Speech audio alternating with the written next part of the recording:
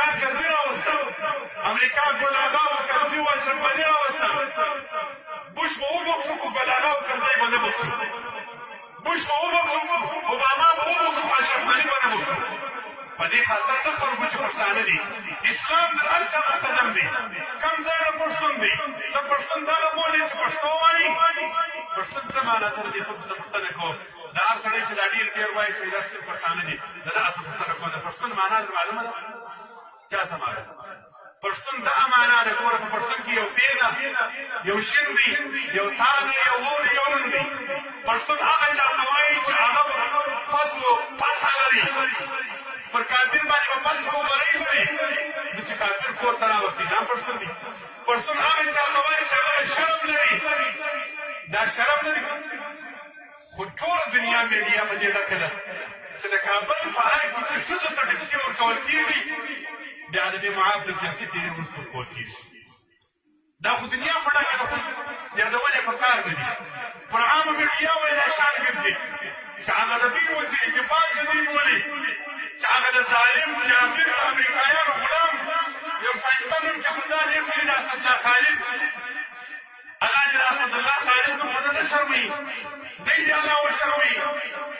هغه چې د کور خو تاسو اکثرو خلکو به اورېدلی نه چې د یو بلې کارګر تشخیص سره یې کوي. څنګه خبرې دي؟ په کار نه دي شوې. دا اوس د شرم خلک دي. پښتون خو هغه دی په پښتون کې بله تېره توره ولري، دې توره پر چا وچلول؟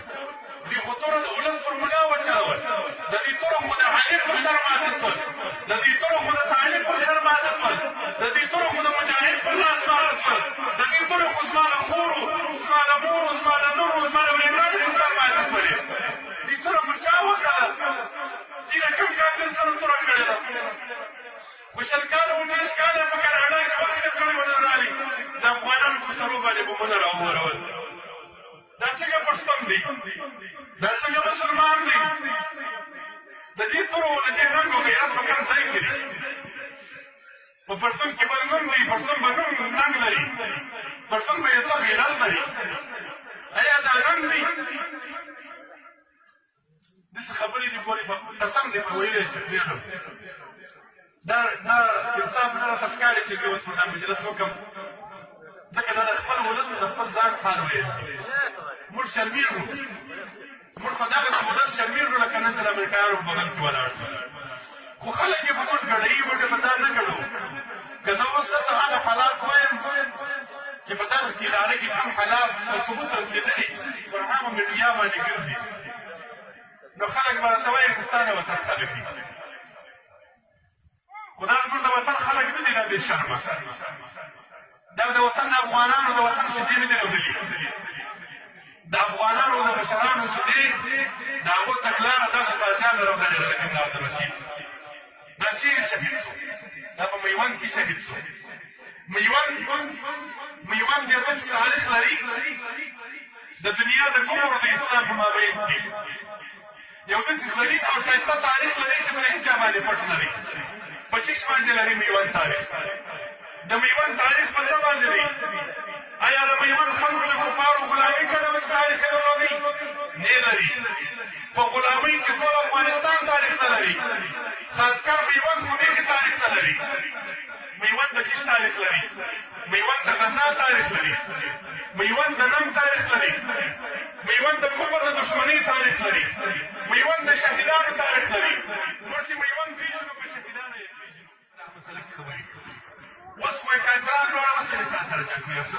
در اوسه خو مو د امریکا سره جنګ، امریکا خوا یې درته ولاړه. اوس ته کوي خو دا به خپل افغانان د سپین پښتانه دي، وایي د دې سره پر چیز جنګ کوي. ګورې ما بار بار په پام ورته خبره کړې ده، زموږ جنګ د امریکې سره نه دی، زموږ جنګ د پښتنو سره نه دی، زموږ جنګ د اسلام د دښمنه سره دی، زموږ جنګ د کفري قانون سره دی. چې څوک موږ ته یهودي کفري قانون راوړي، د هغه په مقابل کې جنګ او جهاد فرض، د هغه ساته پورې جهاد فرض عین دی چې اسلامي قانون هلته قایم شوی دی. دې کې هم بعضې خلک خبرې کوي چې اوس خو جهاد بعضې جایزه ښه خلک اوس خو وایي جهاد فرض عین نه دی، بالا خو له فرض کفایي شو.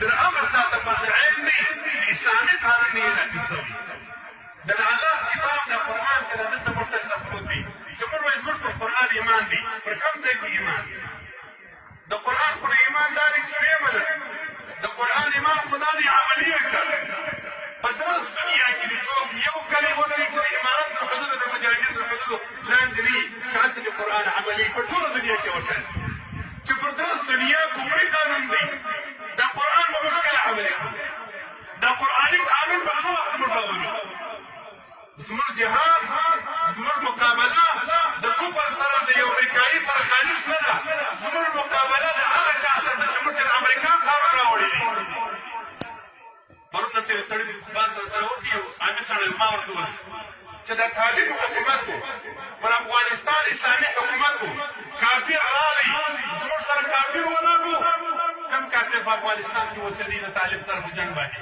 څوک دې اوسېدي نه اوسېدی چې نه اوسېدی چې پر ما جنګ کې دې ولې دا خبره نه ورته کول چې سپین پښتانه دي مسلمانان دې ولې جنګ پر کوي اوس دې فتوا یې ورکولې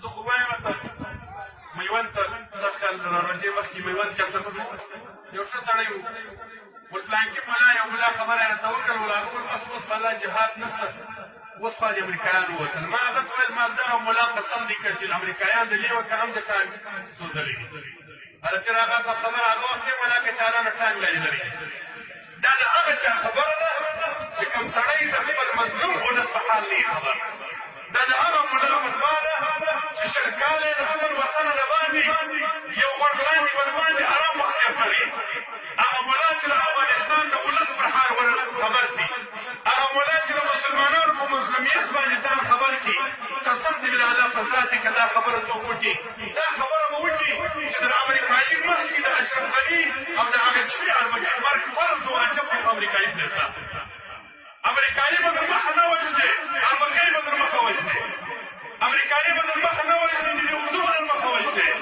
ځکه دا د خلکو پاسپورټ امریکایان راوسته دا هغه بې ناموسه خلک دي چې زموږ عزت یې راڅخه واخیستي دا هغه بې ناموسه خلک دي چې زموږ د قرآن او د دین توهین یې وکړي دا هغه بې ناموسه خلک دي چې زموږ پاک اسلامي قانون یې راونړوي